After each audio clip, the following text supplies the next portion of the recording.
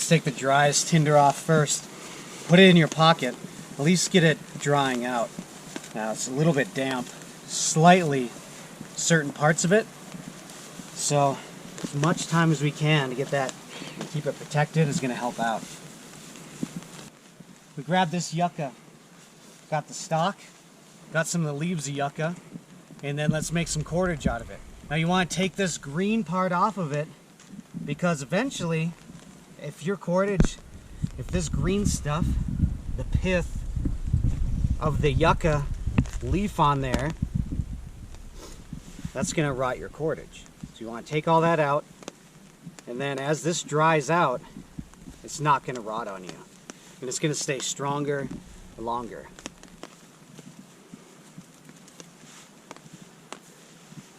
So I'm using the back of my knife, something somewhat of a sharp 90-degree angle. You can use a sharpened stick for this, but if you use your knife blade, that's going to start cutting your fibers in there, and you're not going to get the proper cordage.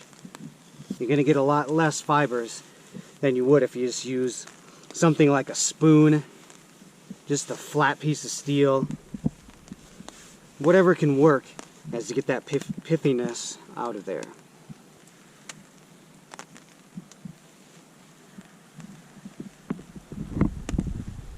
Let's get this pithiness out of here. That is a word. I guarantee it is a word. So you remove the pith and start exposing the fibers. Whether that be any plant that's usually standing up pretty straight, rigid, like stinging nettle is one of the best ones that you can have for a natural type of cordage. Fun fact, the word net comes from nettle, because that's where it started, with using a lot of that type of plant to make nets. But yucca is used a lot in the south, where this plant grows, and the natives would make sandals, any of their cordage needs with this.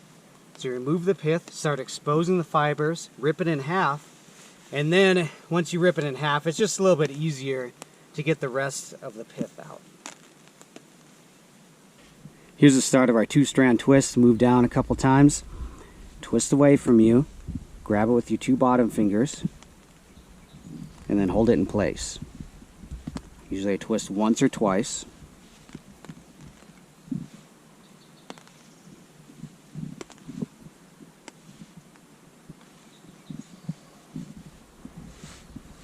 Just look at which side has less. It's pretty self-explanatory. This has less, and we're going to lay another piece in, just the amount that you think that you need in there.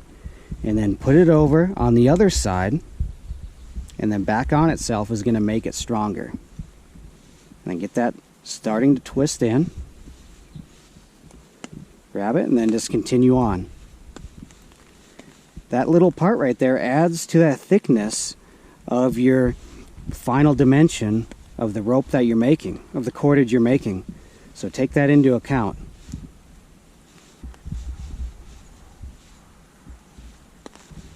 It also can help to pull it a little bit tighter. Twist if you need to, pull one side more than the other. Just to try and make it as uniform as possible. Then you continue on as long as you want. Ding! We have our rope, our 2-strand twist. Here are the ends that were spliced in. You can cut those off. Those will eventually fray off as well. All pretty uniform, real strong. We have our yucca pieces right here. Flattened one end off, the top and bottom. And then this is going to be our spindle right here, spinning back and forth. I'm going to set that there, try and keep that dry. Make sure this is straight, and at least straight enough. I'm going to cut in, make a point. This can help to compress the fibers slightly, just on the top of your spindle. And then I found a rock. So a rock, and that can work as the top of our spindle. Low friction. So we want to burn this in. Keep that protected.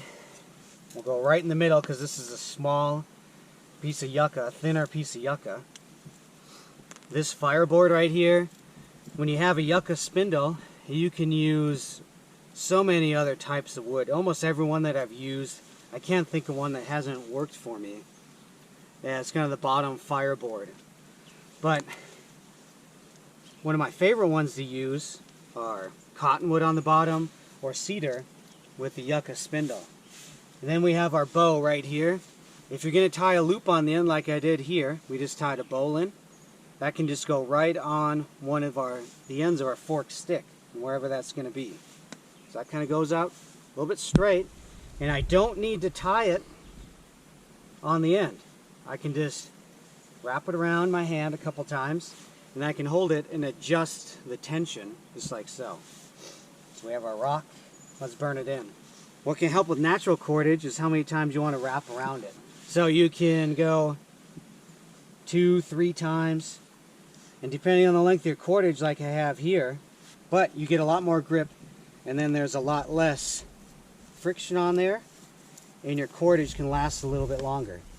We're just burning in initially here.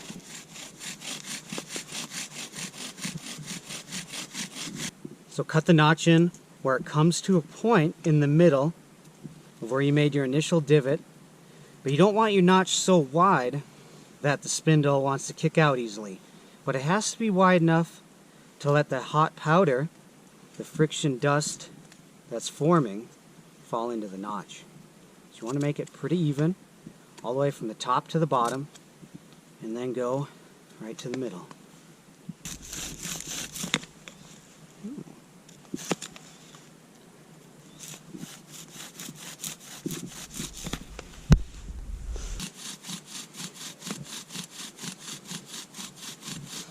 This is a great divot to use, but being able to hold onto it and keep it steady was giving me problems.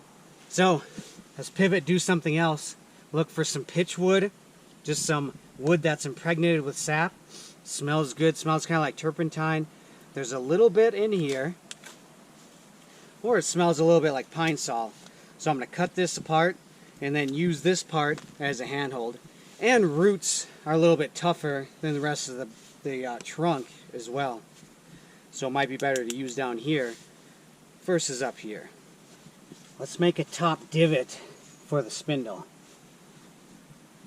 Just make sure that the divot is big enough so it doesn't want to move out of there.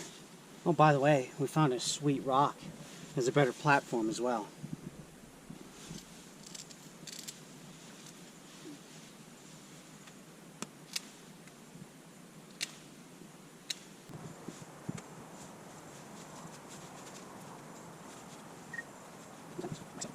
This handhold is so much better. The platform really helps too. You also don't need quite as much pressure on your cordage when you wrap it around 3 times.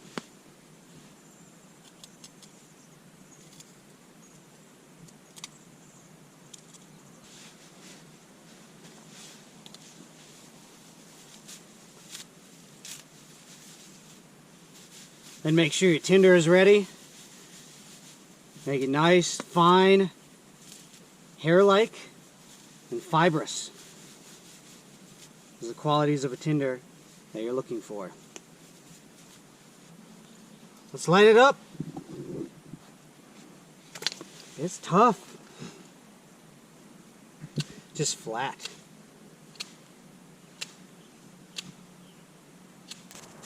There.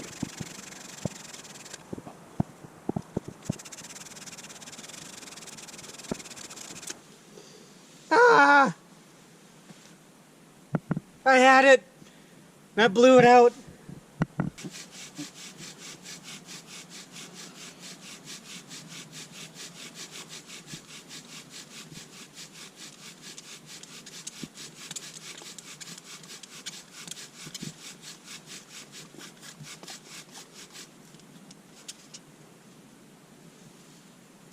Woo!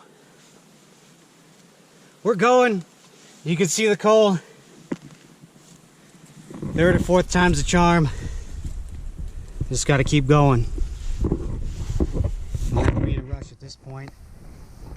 Make sure your tinder is good. Carefully lift it up. If it falls off, that's okay.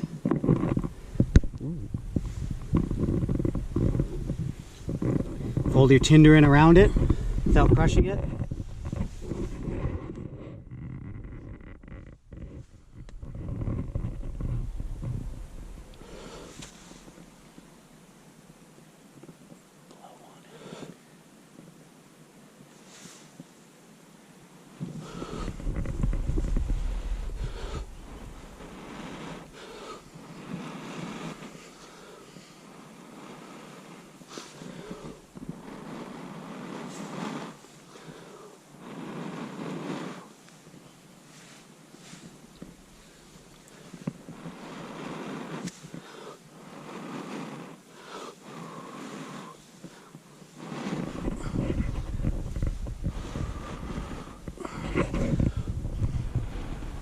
A little bit damp, almost there. I think I need to blow on it on the ground. It's getting hot in my hand.